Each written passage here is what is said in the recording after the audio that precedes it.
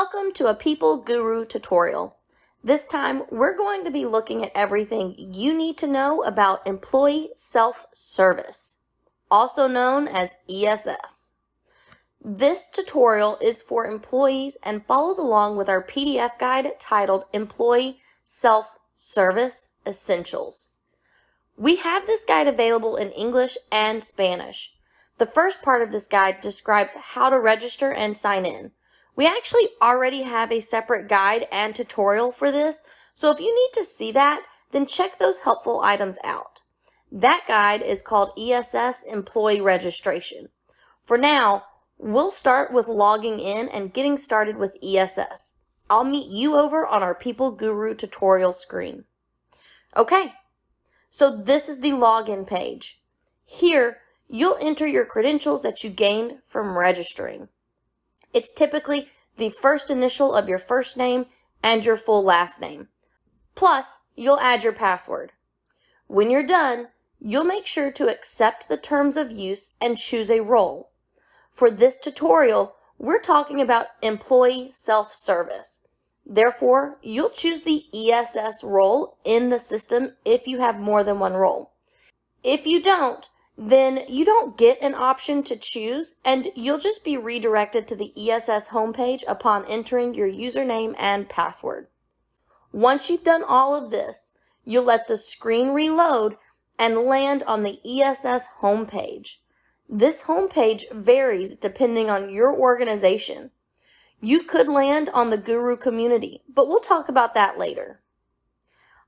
Up on this dark, almost black ribbon, you'll see some drop-down menus. Click the person icon for help or to log out. Click the Pay drop-down to see a list of items. This is probably where you'll go the most for most of your daily needs or searches. I'm just going to go down the list and show you each one, but before I do, know that this list might be different than what your organization has or permits. I'm just going to go down this list so I can be sure to include anything that anyone might see. Expense items and expense reports. This is where you'll go to fill out an expense item and create an expense report, which both of these will need to be approved by your manager. We have a whole tutorial and PDF guide that can help you through this. So if you need additional help, check those resources out. Punch in and out. Now, if your company has a web clock, this is super important because this is where you'll go to sign in and out of. Simply click a button and you'll see a pop-up letting you know it's been saved. Want to see what it looks like when you've clocked in and out? You'll then navigate to the time card. The time card shows you your clock in, outs, absences, paid holidays, and everything else you might need. You'll see it here on the punch types and pay codes and the in-out columns. Your total columns tell you how many hours you have for the day and how many you have for the pay period. You can click the green list button over here to see a drop-down where you can choose one of the options. Notice up top here that you can see week 1 and week 2, schedule, accruals, and time card history. I'm going to go ahead and click accruals because it shows you PTO and other accruals that you need to keep track of. If you make changes or request punch changes on your time card, your manager will have to approve them. We have a PDF and a tutorial on requesting a punch correction. So if you need further help with that, check out that PDF and the tutorial. Time off request. Let's go ahead and navigate to time off request. This is something else you'll probably use more than once. We have an entire tutorial that shows you how to do this. It pairs with the guide named ESS Request Time Off for Employees. Next up is My Schedule. When you click on the My Schedule tab, you'll be able to see your schedule, request time off, pick up open shifts, post shifts for swap, show available shifts, shift drop, and manage your availability, and more. When you click Manage My Availability, you'll be able to choose your preferences for scheduling if this is allowed by your company. Leave Request. The leave request is here if you need to add an extended leave request. You'll do that by clicking the blue Add New Record button at the top and then completing the form on the reloaded page. View Paychecks is up next, and I know we all look at our paychecks. This is where you'll go to see the check stubs. You can select the year using the drop-down and then choose to view your stub by clicking here. When here, you'll be able to see all the information you need, including earnings, taxes, deductions, net pays, and benefits. You can then download your check stub or email it. W-2 forms. This is where you'll go to see everything W-2 related. So you can download it or email it, as well as your 1095-C if that's something offered by your employer. The tax filing status shows you a detailed page of your federal and state income taxes. Here's what it looks like. If you need to update something, you can choose the Update button here, or click the Continue button to file your W-4 with your personal information. The Compensation Statement is the last tab. It shows your compensation, benefits, and taxes line items. At the bottom is what you're probably going to look at first. This is your annual salary and your adjusted compensation. We've covered everything under pay, and it's time to move to My Health. When you click that, you'll be directed to your health dashboard. The dashboard gives you a summary, to-do list, and more options that you can add to your account. Let's move on to benefits, where you'll see a few selections. First is absence request. This is where you'll submit a request for a leave of absence via a personal action form, or PAF. Simply click Add New Record and follow the prompts. That way you can complete the form and then click Save, and then you're done. The second is life event request form. So if you've had a major life event, then you'll go here and choose which one. Once you do that, you'll follow the on-screen prompts to complete the request. We also have a guide and tutorial titled ESS Life Events, in case a life event happens outside of open enrollment. Third is enroll or drop coverages. This is where you go for benefit enrollment. It's super simple, and you'll follow a wizard to complete the process. We actually already have a tutorial on this, and it's in our PDF guide. Both are titled ESS Benefit Enrollment. If you need help or have further questions about this process, check out those items for the help needed. Fourth is My Elected Benefits. This shows you the benefits that you've elected. You can find the plan information and plan website here. You can also compare other offered plans that you didn't select. At the bottom of this page, you'll see the benefit authorization forms from when you went through open enrollment. And lastly, under the benefits dropdown is the health plan ID cards.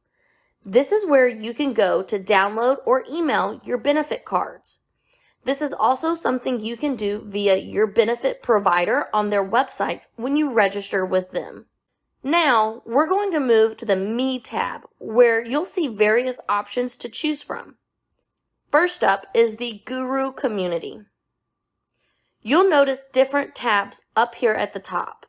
You'll see Alerts, Newsfeed, and Secure Messages, which are just direct messages between you and someone else you work with or a manager.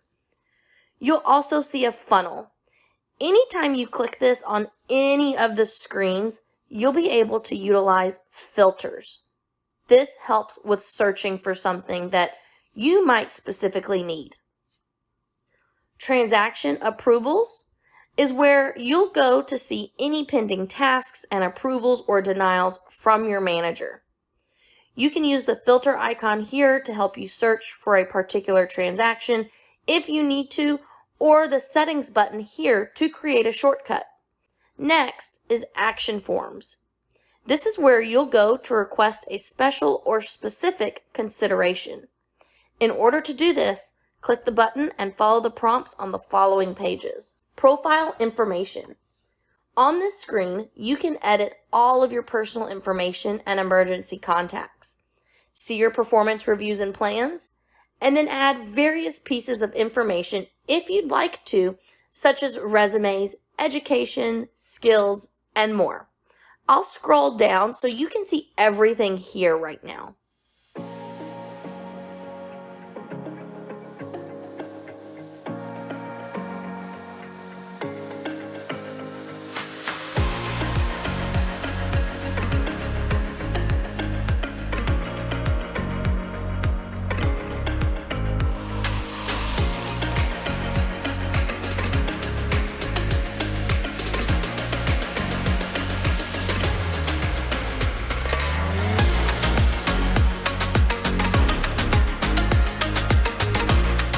Now, I'll scroll back up to the top. If you edit any of these fields, all you need to do is select the field that you want to edit and a text box will appear. Once you've filled in the text box, you'll need to click the green Save button that appears. We have other guides and tutorials that might answer some additional questions. They are ESS Direct Deposit and ESS Forgot and Update Password. The dashboard is next. This is where you'll go to see at-a-glances of your last paycheck, year-to-date, and accruals for PTO. You might even have a calendar of events if you scroll on down. At the top here is an Add Content and an Edit button for you to be able to add or edit things that you want. This is super helpful if you want to create or add a shortcut so you can see everything in one place. The next tab is Person Letters. Here is where you can see various letters on your account, such as an income verification letter. Next is the calendar. The calendar gives you various options, some of which we've already gone over, but it allows you to take actions with your calendar for editing and deleting. As always, with the funnel icon, you can filter for what you're looking for. My Team. The My Team option allows you to see different people and their contact information. Here, you can choose from the different icons such as profile information, post, private message, or to simply follow them. The next tab is Personal Documents. This page is similar to Person Letters in that it provides various documents that you might need. And then My Development. My Development is where you'll go to see a course list of available professional development courses and learning opportunities. You can view, enroll, unenroll, comment, and rate on this page. To do this, all you need to do is click the blue comment button. An additional guide and tutorial titled ESS Learning Courses is also available and goes more in depth for this section. The last drop-down menu is the company drop-down. I'm going to breeze over this because it's something that you can explore on your own and is different for each company. This is just where you'll find everything you need to know about the company you work for. Policies and Documents is one that you'll probably want to be aware of because it typically holds the documents that guides workplace rules and expectations.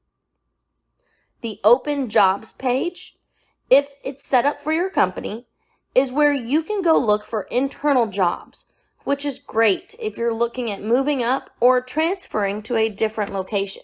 Lastly, you've got the messaging icon, which does exactly what you assume, sending messages to and from people in your organization. And that's it for employee self-service. Remember that we have a PDF guide that can be helpful with all the things that we talked about during this tutorial. But we also have some other tutorials that can help you out if you get stuck on some of the features that we went over. Thanks so much for watching.